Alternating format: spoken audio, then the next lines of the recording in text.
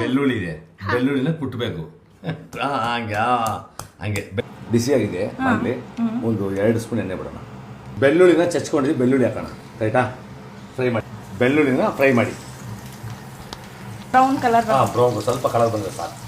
ಅದೇ Kashmiri red chilli powder ಅಂದರೆ Kashmiri red chilli powder ಒಂದು ನಿಮಗೆ ಕಲರ್ ಕೊಡುತ್ತೆ, ಟೇಸ್ಟ್ ಕೊಡುತ್ತೆ, ಬಟ್ ಖಾರ ಜಾಸ್ತಿ ಇರಲ್ಲ. ಮನೆಯಲ್ಲಿ ಯೂಸ್ ಮಾಡುವಂಥ ಖಾರದ ಪುಡಿ ಹಾಕಿದ್ರೆ ಜಾಸ್ತಿ ಖಾರ ಇರುತ್ತೆ.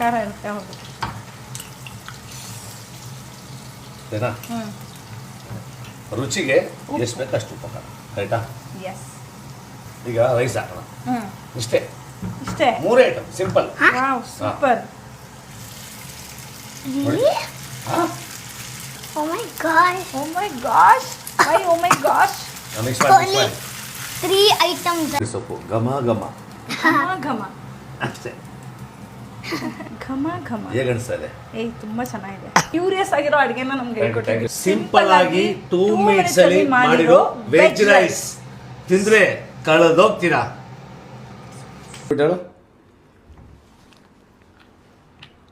ಸೂಪರ್ ಆಗಿದೆಯಾ? ಸೂಪರ್ ಆಗಿದೆ.